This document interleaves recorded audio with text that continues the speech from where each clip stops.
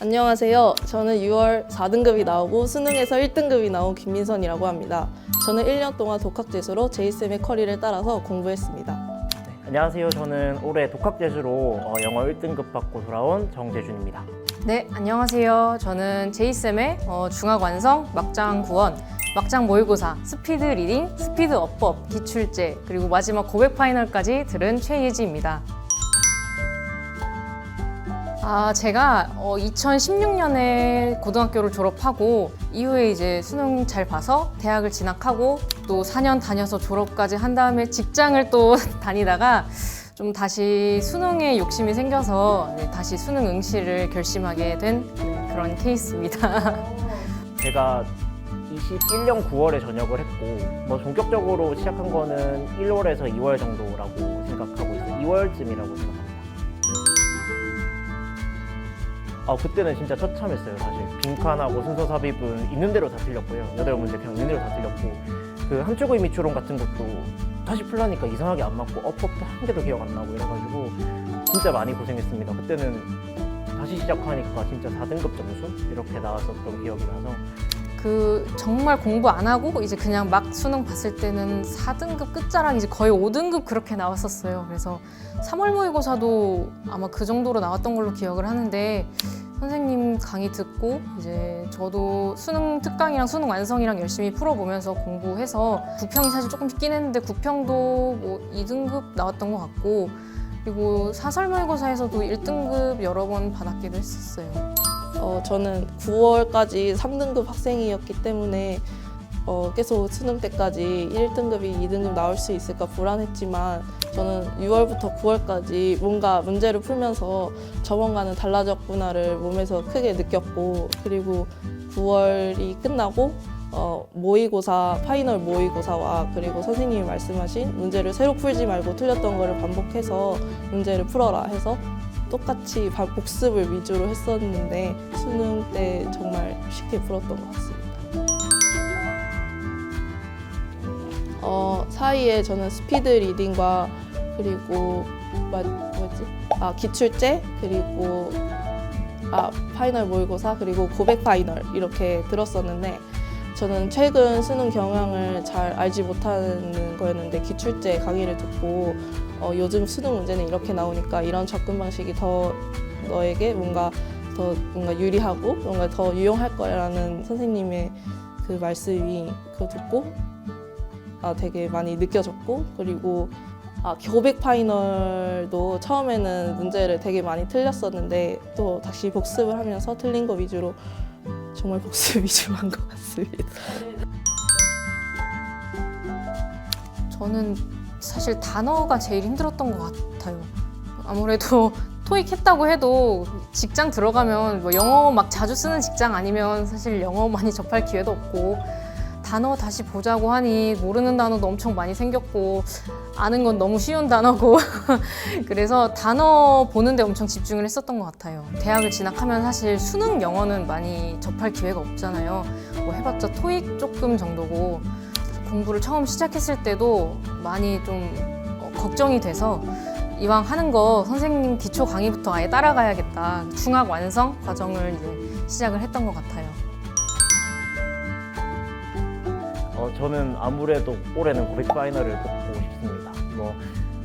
직접 연계가 사라진 시점에도 이거를 다시 들어야 하나? 라는 생각도 했었고 사실 제가 독학재수를 하다 보니 여러 고3 친구들처럼 수능 특강을 다시 봐야 할 필요도 사실 없었고요.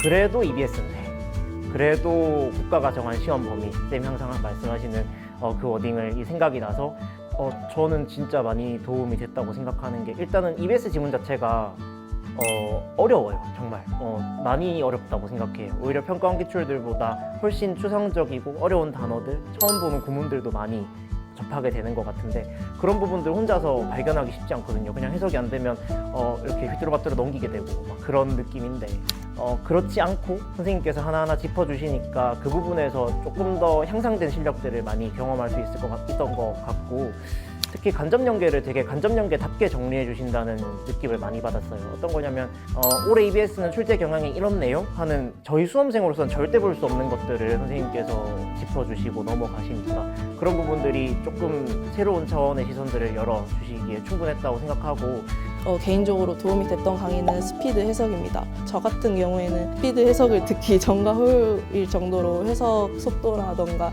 이해력이 정말 크게 달라졌는데 정말 하나하나 떠먹여주는 식으로 다이어라던가 수거라던가 다 외우라고 이제 알려주시기 때문에 저 같은 약간 애매모호한 학생들에게 적합한 강의인 것 같습니다. 두 번째로 스피드 어법 강의인데 저는 막장 강의가 끝나고 이 강의를 바로 들었었는데 복습 효과가 나타나서 저에게 좋았습니다. 그리고 저는 수능 직전에 솔직히 영어 문법이 완벽하지 않다고 느껴져서 점심시간이나 저녁시간 밥 먹을 때 문법 강의 자체가 영상이 짧았기 때문에 마지막으로 파이널 시즌 때 들었었는데 그게 정말 크게 도움이 되었던 것 같습니다. 선생님 스피드 어법이 저는 제일 일단 도움이 많이 됐어요. 또 이제 이해하기 쉽게 또 해주시니까 어법 공부하면서부터는 그 어법 문제를 거의 틀렸던 적은 없는 것 같아요. 무조건 중학과정부터 시작을 해야 될 것 같습니다. 나는 중학 정도는 아닌데 라고 생각을 해도 중학과정에서 얻어가는 게 분명히 있더라고요. 그래서 자신한테 좀 쉽다고 느껴지더라도 중학과정부터 시작해서 막장구원 30일 듣고 그리고 이제 선생님 스피드 어법까지 해서 좀 이렇게 쭉쭉쭉 스피드 시리즈 따라서 가면 좋을 것 같아요. 3, 4등급 학생이었는데 그런 학생들이 듣기에 정말 적합한 강의였던 것 같습니다. 저는 막장 공원을 들었을 때 주어, 동사 이런 것까지 완전 영어 기초의 기초부터 알려주시기 때문에 제가 뭔가 모호하거나 약간 흐릿했던 그런 개념들을 정확히 짚어주셨고 선생님처럼 주어가 뭔지 동사가 뭔지 분사구문이 뭔지 정확하게 대답할 수 없으면 저는 제대로 아는 게 아니라고 생각했기 때문에 그냥 중학교 영어부터 다시 배운다는 마음으로 공부했었던 것 같습니다. 쉬웠던 부분도 있었긴 했는데 그만큼 몰랐던 부분도 많았기 때문에 도움이 됐습니다.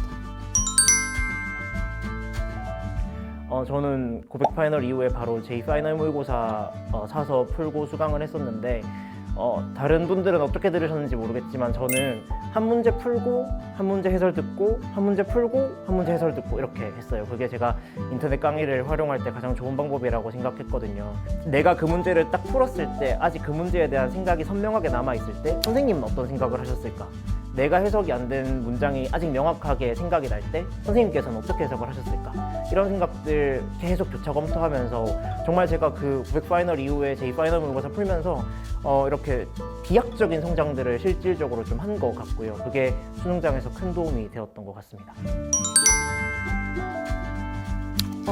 제가 최대한 해설지로 혼자 이해를 하려고 노력을 했는데 공부 hun적 문제집을 푸는데 그때 모르는 문제나 이게 왜 4번인지 3번인지 이해가 절대 안 되는데 저는 그냥 넘기는 게 너무 찝찝해가지고 선생님께 Q&A로도 물어봤던 것 같습니다. 네, 선생님이 답해준 적도 있어요.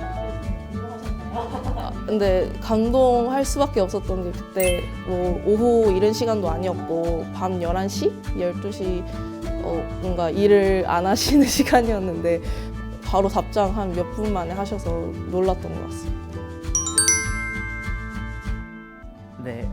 네, 그렇죠. 아무래도 선생님께서 다른 선생님들과는 다르게 학생의 시선에서 풀어주시는 것 같아요. 특히 모든 걸 다 해석할 수 있도록 만들어주는 것도 중요하지만 결국 실전에서 학생은 당황스러운 상태에서 해석되지 않는 문장들을 만나게 될 텐데 그런 순간들을 너무 절묘하게 잘 녹여주셔서 수업에 그게 너무너무 많은 도움이 됐던 것 같습니다. 그리고 항상 선생님이 풀이하실 때 나는 여러분들이 이 단어를 모를 거라고 봐요. 나는 여러분들이 이 문장이 해석이 안 됐을 거라고 봐요. 라고 하시는 말씀들이 다행이다. 나도 저게 안 됐는데. 다행이다. 나도 저 문장이 해석이 안 됐는데. 그래도 답을 찾을 수 있나 보네. 어떻게 찾으시지? 라는 생각들을 가지고 가면서 수업할 수 있었고 그렇게 사고 과정도 교정할 수 있었어서 너무너무 많은 도움을 받았습니다.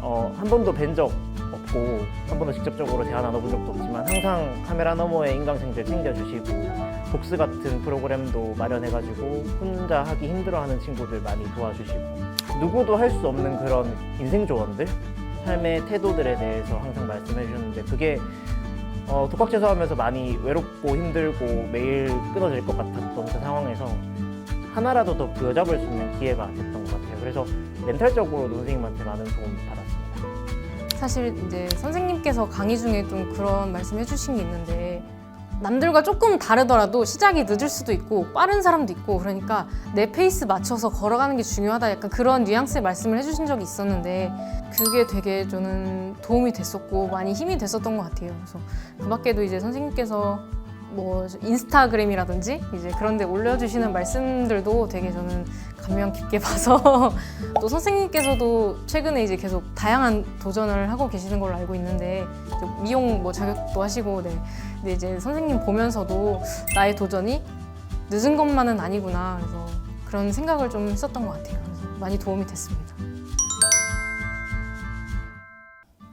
제이쌤 안녕하세요. 저는 선생님을 강의를 시청했던 일개 학생 김희선입니다. 제가 영어 공부를 기초부터 알려주셨기 때문에 정말 영어 공부에 도움이 정말 많이 됐고 그리고 저는 무엇보다 영어 공부도 영어 공부지만 선생님의 가치관이라던가 그게 저에게 정말 많이 와닿았기 때문에 포기하고 싶거나 힘들었던 순간에도 선생님의 말씀을 잊지 않고 선생님이 학생들한테 해주신 노력만큼 조금이나마 따라가려고 포기하지 않고 공부를 했던 것 같습니다. 선생님 덕분에 솔직히 대학 간 것 같고 저에게 잊지 못할 선생님인 것 같습니다. 정말 감사합니다. 네, 선생님 안녕하세요.